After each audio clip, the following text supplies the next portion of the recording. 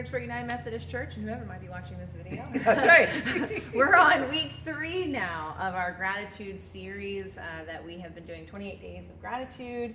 Our first week was focusing on generosity and how generous we were. The second week was focusing on gratitude and how to create a practice of gratitude. And so this week, in our third week, we're actually talking about prayer. And how prayer is the part of that trifecta of making us more generous people. And in the chapter, it talks about what it means to look at the biblical characters, not as people who were perfect or had it all figured out, but people who were prayerfully willing to follow God's requests. Sure. A lot of times we as the church, we are great at praying for our community. We're really good at praying for guidance in a crisis.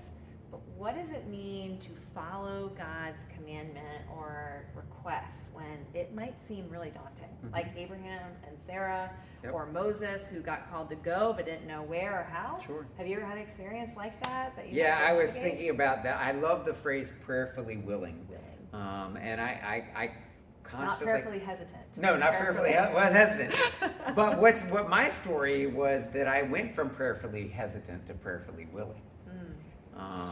That I mentioned before a couple of days ago, this call of my life. And it just sticks with me because I didn't want to go into ministry. And I found myself in a space where people had said all my life, if you just pray about it, then God will lead you. And I don't think I'd ever actually genuinely taken that seriously. I've always heard this phrase, be careful what you pray for. Be careful what you pray for. I heard that too. And I ended up praying, God, whatever you need me to do, show me that way.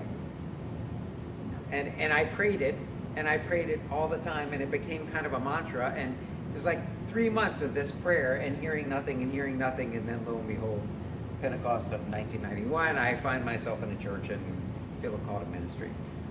I went from being prayerfully hesitant, because I didn't want to do it, to God changing my heart to say, I don't care if you don't want to do it. I have bigger plans, and if you will let me work and submit to me, then I will take that and make a difference. And so for me, when I hear prayerfully willing, that's what struck me immediately when I heard that.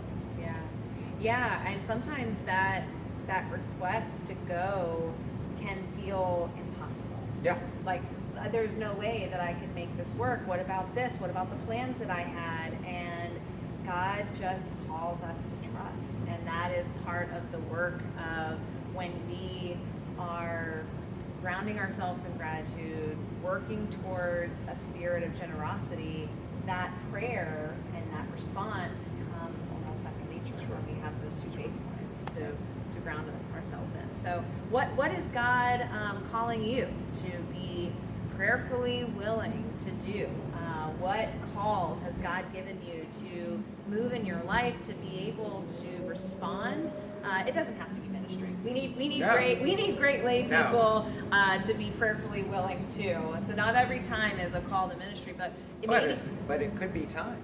It could be that you have the opportunity to clean your house out and get rid of a bunch of stuff that someone else could use.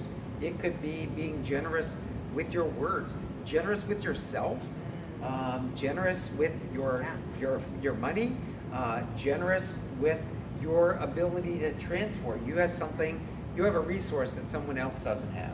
And how are you going to be prayerfully willing to let God guide you rather than get caught up in, I really don't want to do that, which is so easy for all of us to do. I remember in high school, I was praying about what to do about a car that was not end of life, but it was not a car that I had purchased. It was a car my parents, had got, and then I had gotten another car, and I decided, I remember this, I said, parents, I feel like God is calling me to give this car to this person.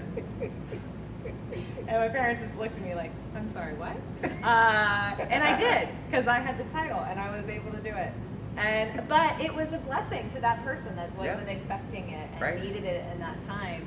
And my parents were reluctant, but when they saw that it was an opportunity to give to somebody less fortunate, they really appreciated the gesture and felt good about That's it. cool. So sometimes it's your kids that lead you to be prayerfully willing. Very much so. And God is speaking Very through them. so. So where is God calling us today? So Yep.